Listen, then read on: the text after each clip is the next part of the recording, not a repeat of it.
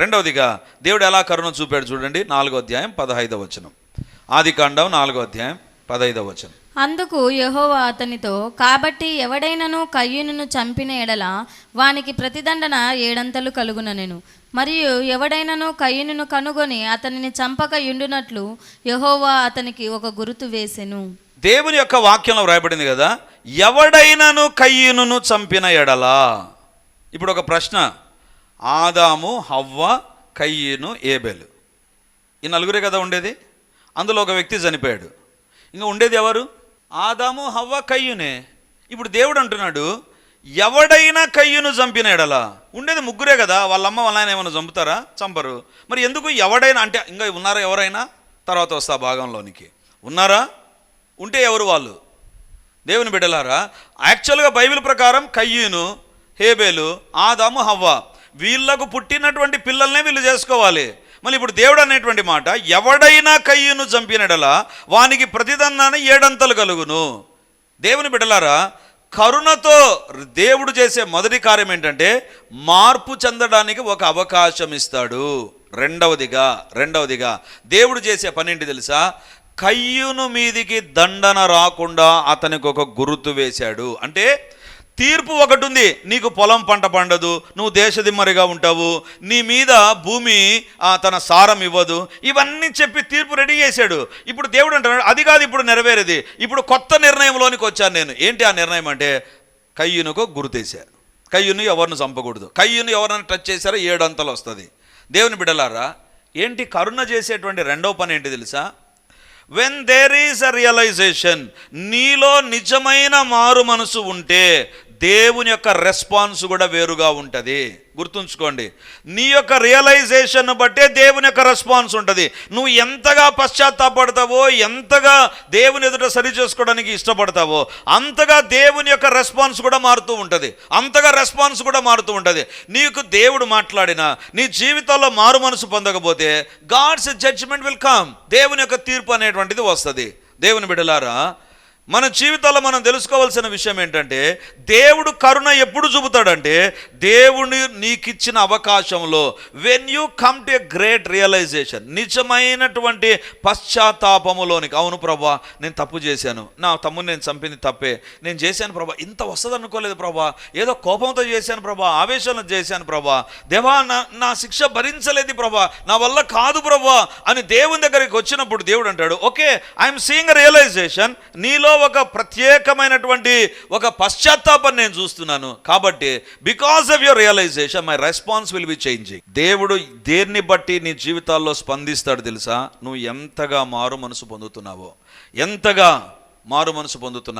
దేవుని బిడ్డలారా, ఇక్కడ మాట చెప్తాను, మన పాపములను దేవుడు లెక్క కట్టి మనకు శిక్ష వేస్తే మనం ఇక్కడ ఉండేవాళ్ళం. ఈరోజు మనం చేసిన తప్పులు ఒక్కొక్క దాన్ని దేవుడు లెక్కాచారం కట్టి, సుధీర్ రోజుకు 100 తప్పులు చేశాడు, జనవరి, ఫిబ్రవరి, మార్చి 3 నెలలకు వచ్చాం, రోజుకు 100 తప్పులు, 3 నెలలకు 90 × 100 9,000 తప్పులు చేస్తే నా జీవితంలో శిక్ష 9,000కు ఒక్కొక్క దానికి ఒక శిక్ష ఇస్తే నేను బ్రతకగలనండి? నా వల్ల కాదు. ఈరోజు దేవుడు మన పాపాలను లెక్క కడితే మనం బ్రతకలేం తెలుసా? మన పాప శిక్ష మనం భరించలేనటువంటిది. అబద్ధాలు ఆడింటాం, మోసం చేసింటాం, చూడకూడదు చూసింటాం, చేయకూడదు చేసింటాం, వినకూడదు వినింటాం, ఏవేవో చేసింటాం. అన్నీ దేవుడు లెక్క కడితే మనం సర్వైవ్ కాలేం. అందుకే కీర్తనకారుడు ఏమంటాడు తెలుసా? మన దోషములను బట్టి మనకు ప్రతీకారము చేయలేదు. మన దోషాలను బట్టి మన ప్రతీకారం చేసే దేవుడు అంటే ఆయన శిక్షించే దేవుడు, తీర్పు తీర్చే దేవుడు. ప్రతీకారం చేయలేదు కాబట్టి ఆయన తీర్పు తీర్చే దేవుడు మాత్రమే కాదు, కరుణ చూపించే దేవుడు. వాక్యాన్ని వింటున్నటువంటి దేవుని బిడ్డలారా, నీ జీవితంలో ఎంతగా పశ్చాత్తాపడడానికి సిద్ధపడతావో అంతగా దేవుని యొక్క రెస్పాన్స్ మారుతూ ఉంటుంది. ఎంతగా నీ హృదయాన్ని కఠినం చేసుకుంటావో అంతగా శిక్షను నువ్వే తెచ్చుకునే వ్యక్తిగా ఉంటావు. ఎంతగా నీ జీవితంలో దేవా నేను తప్పు చేశాను, దేవా ఈ పాపం విషయంలో క్షమించు, నీ జీవితంలో అంతగా విడుదల కలుగుతూ ఉంటుంది, అంతగా విమోచన కలుగుతూ ఉంటుంది. మన పరిచర్యకు వచ్చే సోదరి లేదు, వేరే ఊరు నుంచి వస్తారు. ఆమె నిన్నటి ఉదయాన్నే నాకు కాల్ చేశారు, బ్రదర్ నా కుమారుడు భయంకరంగా తాగుతున్నాడు బ్రదర్, ఎక్కడెక్కడో తాగి పడిపోతున్నాడు, నేను ఇంకా వాడు తాగి పడిపోతాడు, హాస్పిటల్లో అడ్మిట్ చేస్తారు, 1000 రూపాయలు నేను హాస్పిటల్ బిల్లు చెల్లించాలి, తాగిన దగ్గర బిల్లు చెల్లించాలి, ఓ అని ఆమె ఏడుస్తూ ఉన్నారు. ఆమె అట్లా ఏడుస్తున్నారు. నేను దేవుని అడుగుతున్నా, ప్రభా ఇప్పుడు ఏం చెప్పాలి, నేను ఈమెకు ఏం జవాబు ఇవ్వాలి ప్రభా, ఏం మాట్లాడాలి ప్రభా, I don't no lord, please help me అంటే ఒకవైపు వాళ్ళ వింటూ ఉన్నా, మరొక వైపు నా ప్రార్థన వెళ్తూ ఉంది.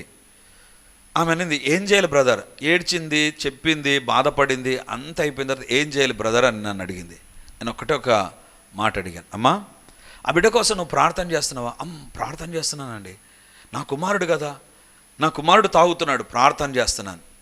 ఓకే, ఆ బిడ్డ విషయంలో మీరు చేసిన ప్రార్థనలు దేవుడు వినింటాడు, కానీ అమ్మా ఇంకొకటి ఏమన్నా చేశారా మీరు ప్రార్థన అని అడిగాను. ఏంటి సార్ అనింది, వీళ్ళ డాడీ తాగుతాడా అని అడిగా. ఎప్పుడో ఒకసారి తాగుతాడు సార్, ఇప్పుడేం తాగడం లేదు సార్ అని. దాని విషయంలో క్షమాపణ అడిగారా అన్న. అడిగాను సార్ అనేది. మరి వీళ్ళ అబ్బ కానీ వీళ్ళ తాత కానీ, అంటే తల్లి తరపున తండ్రి కానీ వాళ్ళ తర్వాత వాళ్ళు కానీ, తండ్రి తర్వాత తండ్రి కానీ వాళ్ళ తర్వాత కానీ, వాళ్ళు కూడా తాగేవాళ్ళేనమ్మా. తాగేవాళ్ళు సార్. మరి ఆ పాపముల విషయంలో ఎప్పుడైనా క్షమాపణ అడిగావా? లేదు సార్. దేవుని బిడ్డలారా గుర్తుంచుకోండి, ఒక వ్యక్తి పాపము చేసి చనిపోతే ఆ వ్యక్తి చనిపోతాడు, కానీ పాపం చనిపోదు. పాపం బ్రతికే ఉంటుంది, పాపం బ్రతికే ఉంటుంది. గుర్తుంచుకోండి, వ్యక్తితో పాపము చనిపోదు, పాపం బ్రతికే ఉంటుంది. ఎందుకంటే నిర్గమాకాండం 20వ అధ్యాయంలో దేవుడు అంటాడు కదా, తండ్రులు చేసిన దోషం కుమారుల మీదకి 3-4 తరముల వరకు వస్తుంది.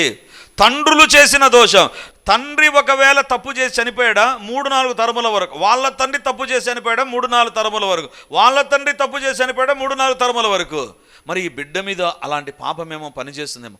అవును బ్రదర్, నేను ఎప్పుడు ప్రార్థన చేయాలి దీని విషయంలో. Let us come to realisation. దేవా, నా విషయంలో ఒకటి జరగకూడదు జరుగుతుంటే నేను పాపాన్ని ఒప్పుకున్నాను, మంచిదే. నా భార్య చేసిన పాపాలు ఒప్పుకున్నా, నా తండ్రి వాళ్ళ పూర్వీకులు చేసిన పాపాలు. దేవుని బిడ్డలారా, నాకు లాస్ట్ ఇయరే ఒక విషయం తెలిసింది. ఒక విషయం ఏంటంటే, నేను అంతవరకు ఏమనుకున్నానంటే, మా తండ్రి విగ్రహారాధికుడు, మా తండ్రి విగ్రహారాధన చేస్తున్నారు, వాళ్ళ ఇంటిలో విగ్రహాలను నేను చూశాను. అక్కడి నుంచి దేవుడు మా తండ్రి రక్షించాడు. దేవా, మా తండ్రి చేసిన విగ్రహారాధన నుంచి నన్ను క్షమించి నా పైన పాపం పని చేయకుండా ప్రార్థన చేశాను. కానీ లాస్ట్ ఇయర్ మా నాన్న కోసం, మా నాన్న మెమోరియల్ సర్వీస్, లాస్ట్ ఇయర్ కాదు 3 years బ్యాక్, మా నాయన మెమోరియల్ సర్వీస్ కోసం మా బ్యాక్గ్రౌండ్ ఏంటో నేను చూడాలనుకున్నా.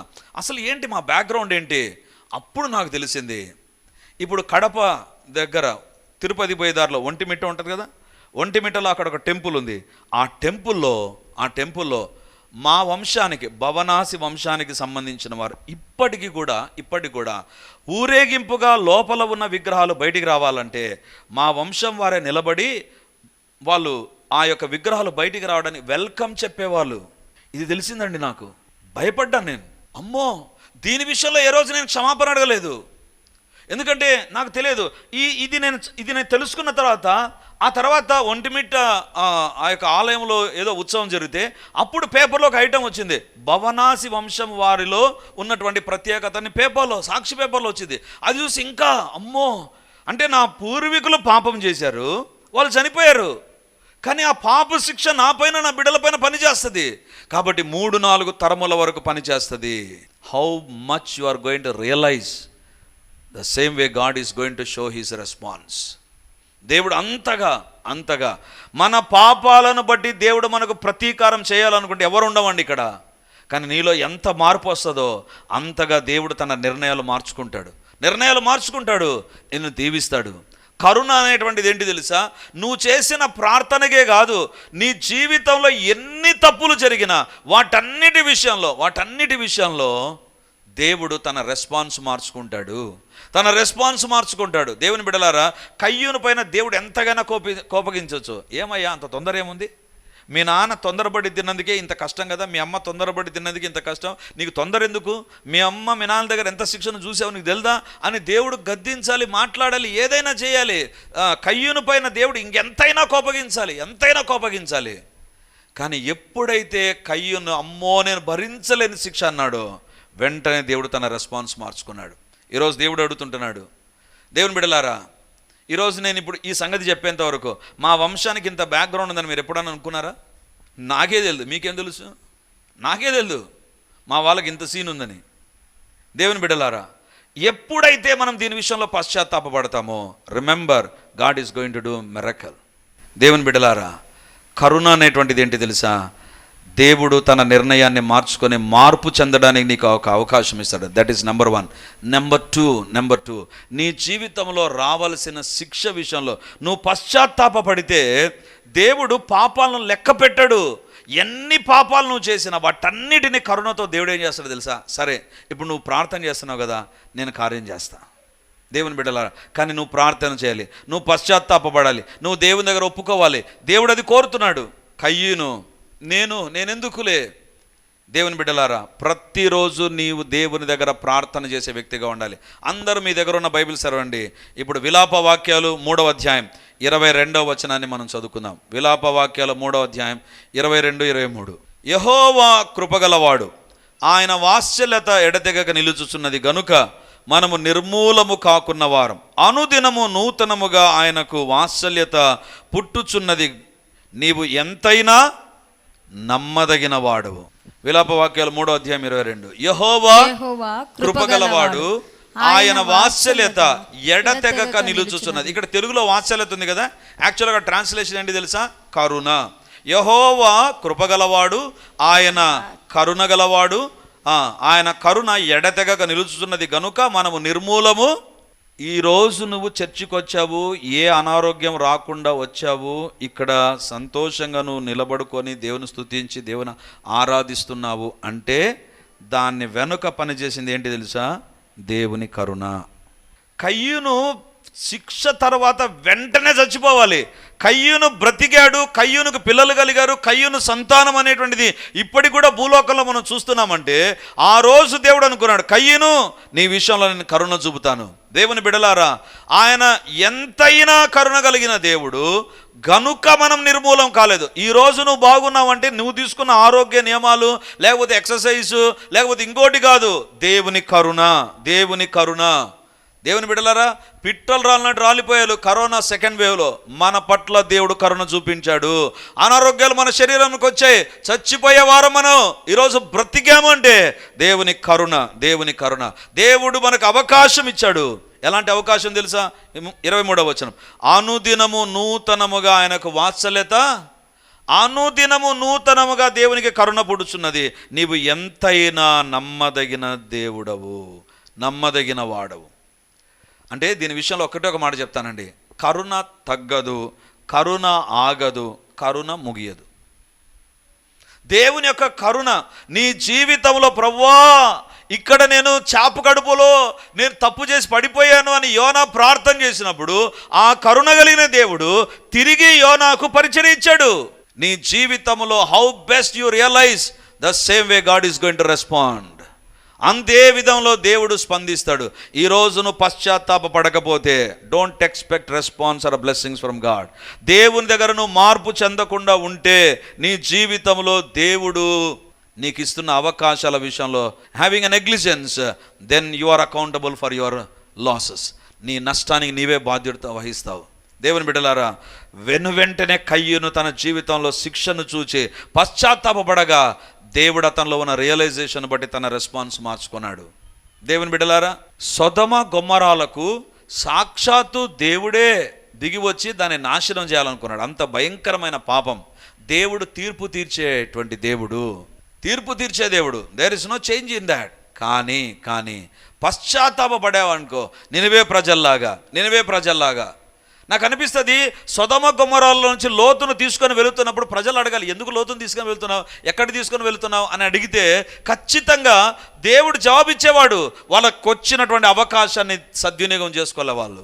ఈరోజు దేవుడు నీకు అవకాశం ఇస్తున్నా, నీ పాపాల విషయంలో పశ్చాత్తాపడు. ఎంత త్వరగా పశ్చాత్తాపడి పాపం నుంచి విడుదల పొందుతావో అంతగా దేవుడు నీ జీవితంలో గొప్ప కార్యాలు చేస్తాడు. నీ జీవితంలో పాపముతో కంటిన్యూ అవ్వడానికి నువ్వు ముందుకెళ్ళావా, భయంకరమైన పరిస్థితులు ఉంటాయి. I don't know why God is giving this message. ఈరోజు ఉదయం కూడా కొంచెం హార్ష్గా నేను మాట్లాడాను, అది దేవుని యొక్క వాక్యం. ఈరోజు కూడా దేవుడు అంటున్నాడు, ఎంత త్వరగా నీ పాపాల విషయంలో పశ్చాత్తాపడి విడుదల పొందుతావో అంతగా నీ దోష శిక్ష నీ మీదికి రాదు. ఎంత ఆలస్యం చేస్తావో అంతగా దోష శిక్ష వస్తూ ఉంటుంది. It will be following you.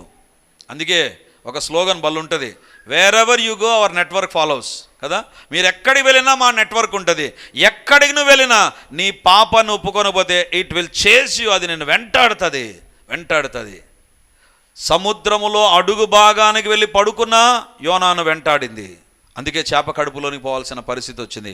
అక్కడ రియలైజ్ అయ్యాడు. ఈరోజు దేవుని మందిరంలో దేవుడు నీతో మాట్లాడుతున్నాగా, నువ్వు చేసిన తప్పుల విషయంలో ఇఫ్ యూ డోంట్ రియలైజ్, దేవుడు నీకు ఇచ్చిన కరుణను నువ్వు పోగొట్టుకుంటావు.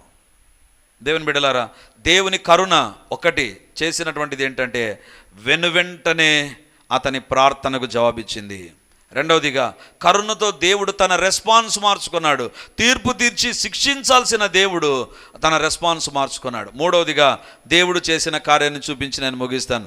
ఆదికాండం 4:15. అందుకు యెహోవా అతనితో, కాబట్టి ఎవడైనను కయ్యూనును చంపిన ఎడల వానికి ప్రతిదండన 7 కలుగుననెను. మరియు ఎవడైనను కయ్యూనును కనుగొని అతనిని చంపక ఉండునట్లు యెహోవా అతనికి ఒక గుర్తు వేసెను. మొదట అడిగిన ప్రశ్నకు ఇప్పుడు సమాధానం ఇస్తాను. కయ్యూనుకు దేవా నువ్వు ఎందుకు గుర్తేసావు అంటే, కయ్యూనును ఎవ్వడు చంపకుండా, భూలోకంలో ఎవరు లేరు, ఆదాము హవ్వ కయ్యూనే, ఈ ముగ్గురే ఉండేది. మళ్ళీ ఇంకెవరున్నారు కయ్యూను చంపడానికి? ఒకవేళ కయ్యూను చంపడానికి ఉన్నారు అంటే దాని అర్థం ఏంటి తెలుసా? దేవుడు సృష్టిని చేయలేదు. ఆదాము హవ్వలు వీళ్ళ దగ్గర నుంచే భూలోకాన్ని నింపాలి అనేటువంటిది ఆడ ఫెయిల్ అయిపోతుంది. మళ్ళీ ఎందుకు గుర్తేశాడు? ఎవరు లేరు కదా, కయ్యూను తర్వాత వచ్చేవాళ్ళే కదా. ఇప్పుడు ఎవరు లేనప్పుడు ఎందుకు గుర్తేయాలి? అవసరమేముంది? దేవుని బిడ్డలారా, ఈరోజు దేవుడు మనతో మాట్లాడుతున్న మాట ఏంటంటే, భూలోకంలో ఎవరు లేరు వాస్తవమే, కానీ జాగ్రత్తగా వినండి. ఆదాము హవ్వలకు కయ్యూను హేబేలు షేతే కాదు, ఆదాము 930 సంవత్సరాలు బ్రతికాడు. అనేక మంది పిల్లలకు జన్మనిచ్చాడు. అనేక మంది. కయ్యూను బ్రతికిన తరువాత, ముద్ర పడిన తరువాత ఆదాముకు సంతానం కలిగి, ఒకవేళ దేవుడు ఆదాముకి ఇచ్చిన ఆశీర్వాదం ఏంటంటే భూమిని నిండించు అంటే విస్తారమైన సంతాన భాగ్యాన్ని ఆదాముకు కలగజేసి ఉంటాడు. అందుకే బైబిల్లో వ్రాయబడింది, కయ్యూను వెళ్ళి తనకొక పట్టణాన్ని కట్టించుకున్నాడు. రాయబడిన పేర్లు 3: కయ్యూను, హేబేలు, షేతు. వీళ్ళే. కానీ చాలామంది పుట్టారు. ఎంతమంది పుట్టారంటే ఒక పట్టణాన్నే కయ్యూను నిర్మించుకునేంతమంది పుట్టారు ఆదాముకు. కాబట్టి వాళ్ళు ఎవరైనా కయ్యూనును చంపకుండునట్లు దేవుడు గుర్తేశాడు. ఇప్పుడు నా ప్రశ్న ఏంటంటే, ఎందుకు గుర్తేశాడు? గుర్తేయాల్సిన పని, వాళ్ళు చంపకుండా దేవుడు కాపాడొచ్చు కదా. ఒక గుర్తేయాల్సిన పనేముంది? ఇప్పుడు రక్షించబడిన ప్రతి ఒక్కరు తలలో ముద్ర వేస్తాం. మనం ఏమన్నా బాప్తిజం తీసుకున్నా, బ్రదర్ ముద్ర వేసుకోండి బ్రదర్, తలపైన బాప్తిజం తీసుకున్నారు కదా, ముద్ర వేసుకోండి, ఏమైనా చేస్తామా? చేయం కదా. వెరైటీగా కయ్యూనికే ముద్ర వేశాడు. ఇంకెవరికైనా ముద్ర వేసాడండి బైబిల్లో? ఎక్కడ లేదు. కయ్యూనికి ఎందుకు ముద్ర వేశాడు? వేయాల్సిన పనేముంది? దేవుని బిడ్డలారా, జాగ్రత్తగా వినండి, ప్రజలు ఎంతగా విస్తరిస్తున్నారో సాతాను కూడా అంతే తీవ్రంగా ప్రజలలో పాపాన్ని తీసుకొని వచ్చాడు. ఎంత పాపాన్ని తీసుకొని వచ్చాడంటే 6వ అధ్యాయంలోనికి వస్తున్నా కానీ దేవుడు అంటాడు, ఈ నరులను బట్టి భూమిని కూడా నేను నాశనం చేసేస్తా. అంటే ప్రజలు అంతగా వృద్ధి చెందుతుంది, సంతానాభివృద్ధి అంత కలిగింది, పాపం కూడా అదే రకంగా కలిగింది. కాబట్టి కయ్యూను నడుస్తూ వెళుతుండగా కయ్యూను చూసిన వాళ్ళందరికీ ఒక వార్నింగ్. కయ్యూనుకు గుర్తుంది, అమ్మో దేవునికి వ్యతిరేకంగా పాపం చేసి శిక్ష కలుగుతుంది, we must be very careful. కయ్యూనుకు అంత శిక్ష వస్తే ఇంక మనకెంత వస్తుందో. That was a warning. కయ్యూను గుర్తు కయ్యూను కాపుదలకే కాదు, కయ్యూను ద్వారా ఇతరులకు ఒక గుర్తింపు, ఇతరులకు ఒక హెచ్చరిక. కయ్యూనులాగా పాపం చేశారా, శిక్ష వస్తుంది మీ మీదికి, లేదా పశ్చాత్తాపడారా, దేవుడు కాపాడుతాడు. Otherwise you are responsible. దేవుని బిడ్డలారా, ఇంకో మాటలో చెప్పాలంటే, కయ్యూను ద్వారా హత్య జరుగుతున్నప్పుడు ఒక గుర్తేసి హత్యల పరంపరకు దేవుడు ఫుల్ స్టాప్ పెట్టాడు. అక్కడ నువ్వు పశ్చాత్తాపపడి మారు మనసు పొందితే నీలో ఉన్న లక్షణాలను దేవుడు తొలగించి ఆయన గొప్ప కార్యాలు చేస్తాడు. లాస్ట్ వీక్లో మా పెద్దనాన్న వాళ్ళ ఇంటికి, అంటే మా నాన్న వాళ్ళ అన్న వాళ్ళ ఇంటికి నేను ప్రార్థనకని వెళ్ళాను. వాళ్ళ ఇంట్లో గృహకుడిక వీళ్ళ ఇంటికి వెళ్ళాను నేను. ఆ రోజు నేను గుర్తు చేశాను, మా నాన్న దగ్గర నేను చూసింది ఏంటంటే విపరీతమైన కోపం. ఎవరిలో నేను అంత కోపాన్ని చూడలేదు. పిచ్చి కోపం మా నాన్నకు. మా ఇంటికి మా బంధువులు రావడం నాకు జ్ఞాపకం ఉన్నప్పటి నుంచి నేను ఆలోచన చేస్తే 5-6 సార్లు వచ్చారు అంతే. ఇంకెవరు రారు మా ఇంటికి. మా నాన్న అంటే అంత భయం, పిచ్చి కోపం. ఏదైనా ఉంటే ముందు కొట్టి మాట్లాడతాడు. ఇక్కడ మా చిన్నాన్న కూడా ఉన్నాడు. ఎంత కోపిష్టి అంటే అంత కోపిష్టి మా నాన్న. కానీ ప్రభువులోనికి వచ్చిన తర్వాత ఆ కోపం లేదు. చాలామంది మా నాన్న చూసి అంటారు, సుధాకర్ ఇంతకుముందు ఉన్నట్టుగా నువ్వు లేవే. ఒకసారి బస్సులో ప్రయాణం చేస్తున్నాం, కండక్టర్కు ఒక మాట చెప్పాడు, పెద్దోళ్ళకు బాత్రూమ్కి వెళ్ళాలి నిలబెట్టంటే నిలబెట్టలే. ఆడుండే రాడ్డు తీసుకొని కొట్టడానికి వెళ్ళిపోయాడు. బాత్రూమ్ నిలబెట్టలేదని రాడ్డు తీసుకున్నాడు. రాడ్డు తీసుకుని మొత్తం అందరూ పట్టుకున్నారు. వాడు నిలబెట్టాలి, లేకపోతే వాడు అంతు చూస్తా. అలాంటి వ్యక్తి ఎంతమంది బాధించిన మా నాన్న చివరి దినాల్లో he was silently bearing that. దేవుడు నీ జీవితంలోని కార్యం జరిగిస్తే నీ మార్పు కొట్ట వచ్చినట్లుగా కనపడాలి. నువ్వు బాప్తిసం తీసుకున్నావా? నీలో మార్పు వచ్చిందా? ఇప్పుడు కయ్యూను పశ్చాత్తాపడ్డాడు, అందరికి కనపడుతుందా గుర్తు? నీలో మార్పు వచ్చిందా? దేవుడు కరుణకు నువ్వు పాత్రునవయ్యావా? నీ మార్పు కూడా కనపడాలి అందరికీ. నీవు కోపగించుకునే వ్యక్తి ఇప్పుడు ఉండకూడదు. అది ఇంతకుముందు తిట్టే వ్యక్తివి ఇక ఉండకూడదు. అది ఇంతకుముందు అబద్ధాలు చెప్పే వ్యక్తివి ఇక ఉండకూడదు. ఇంతకుముందు దొంగతనంతోనే బతికే వ్యక్తివి ఇప్పుడు ఉండకూడదు. ఇంతకుముందు విగ్రహారాధన చేసే వ్యక్తివి ఇప్పుడు ఉండకూడదు. నీ జీవితంలో దేవుని యొక్క కరుణ కొట్ట వచ్చినట్టుగా మార్పు తీసుకురావాలి. కయ్యూను చూస్తుండగానే అరే కయ్యూను గుర్తుంది, ఒక మార్పుకు సంబంధించిన గుర్తు. ఈరోజు దేవుని యొక్క వాక్యంలో మనం పరీక్షించుకుందాం. నాలో ఆ మార్పును ప్రజలు చూడగలుగుతున్నారా? అలాగైతే నీలో ఒక కరుణ అనేటువంటిది ముద్ర దేవుడు చూపిస్తున్నాడు. నీ లక్షణాలు ఇంతకుముందు ఒక రకంగా ఉండేవి, ఇప్పుడు మారినటువంటి వ్యక్తిగా ఉండాలి. దేవుని బిడ్డలారా, ఈరోజు దేవుడు అడుగుతుంటున్నాడు. ఇప్పుడు నాకు వచ్చిన డౌట్ ఏంటంటే, ప్రభా కయ్యూనుతోనే ముద్ర ఆపేసావే, మిగిలిన వాళ్ళకి ఎందుకు వేయలేదు నువ్వు? ఏడ్స్ కదా. కయ్యూనికి వేసినప్పుడు మాకు కూడా తలపైన ఒకటి ముఖం పైన ఒకటి ఆడబడతాడు. అందుకే ఇప్పుడు దేవుని ముద్ర లేవు కాబట్టి మన వాళ్ళు టాటూ వేసేసుకుంటున్నారు ఎక్కడంటే అక్కడ. అవునా? పచ్చబొట్టు పొట్టించుకుంటూ అంటారు. దేవుని బిడ్డలారా, నాకు అనిపిస్తుంది మా వాళ్ళకి తలకాయ నొప్పి లేకుండా పచ్చబొట్టు పొడిపించుకోకుండా నువ్వే ముద్ర వేసిండే సరిపోయింది కదా ప్రభా. ఒక తప్పుకు ఒక ముద్ర పడితే మనం, నేను ఇందాక చెప్పాను 90 తప్పులు రోజుకు చేస్తే సంవత్సరానికి ఎన్ని పడాలి నాకు ముద్రలు? ముఖమంతా ముద్రలే, తల మొదలుగా ఇంక ఏం కనపడు, సుధీరేంగా ముద్రలే ఉంటాయి దేవుని ముద్రల. ప్రతి పాపానికి ఒక ముద్ర వేయడం, దేవుడు క్షమాపణ ఇవ్వడం, ముద్ర వేయడం, క్షమాపణ, ముద్ర, క్షమాపణ. ఒకసారి మా ఇంట్లో ఎవరికో మా పిల్లలకు బై మిస్టేక్ చిన్నప్పుడు వాళ్ళకు స్టాంపు ఇంక్ ప్యాడ్ దొరికింది, ఒక పేపర్ దొరికింది, పుస్తకం దొరికింది. ఏం చేశారు తెలుసా? ఆ ఇంక్ ప్యాడ్లో ఇంక్ అయిపోయిన తర్వాత పుస్తకాల్లో ముద్రలు వేసి వేసి వేసి మొత్తం పుస్తకం అంతా ముద్రలే. నాకు అనిపించింది ఈరోజు మనం పశ్చాత్తాపడి మనకు ముద్రలు వేసి ఉంటే ఏ బ్యూటీ పార్లర్ కూడా మన యొక్క ముద్రలు మార్చలేదు. ఎందుకు? అన్ని ముద్రలు ఉండేవి మన శరీరం పైన. ఒక్క తప్పు పశ్చాత్తాపడినందుకు దేవుడు ముద్ర వేస్తే అది నీ శరీరం పైన ఈరోజు లేకుండా ఉన్నాయి. కానీ అదే ముద్ర యేసు ప్రభు శరీరం పైన ఉంది. యేసు ప్రభు పునరుత్థానుడైన తర్వాత తన శిష్యులను చూసి అంటాడు, మీ చేతులు నా చేతిలో పెట్టి చూడండి, మీ వేలు నా చేతిలో పెట్టి చూడు. మీరు నమ్మలేదు కదా, గుర్తులున్నాయి. ఇదిగో పక్కన బల్లెం పొడిచారా, మీ వేలు పెట్టి చూడు. కాళ్ళలో చీలలు కొరిచిన గుర్తులున్నాయి, పెట్టి చూడండి. నీలో గుర్తులు లేవు, కానీ నీ తరపున శిక్ష భరించినటువంటి ప్రభువులో గుర్తులున్నాయి. ఈరోజు ప్రభు మనతో మాట్లాడుతున్నాడు. దేవుడు కరుణ కలిగిన దేవుడు, కానీ ఆయన కరుణను నువ్వు నిర్లక్ష్యం చేయొద్దు. తన కరుణను నువ్వు అలుసుగా తీసుకోవద్దు. You will be at risk. దేవుని బిడ్డలారా, 3 విషయాలు చెప్పాను. తనకు శిక్ష వచ్చినప్పుడు కయ్యూనులో వచ్చిన స్పందన దేవుని కరుణను తీసుకొని వచ్చింది. కయ్యూనులో ఎలాంటి స్పందన తెలుసా?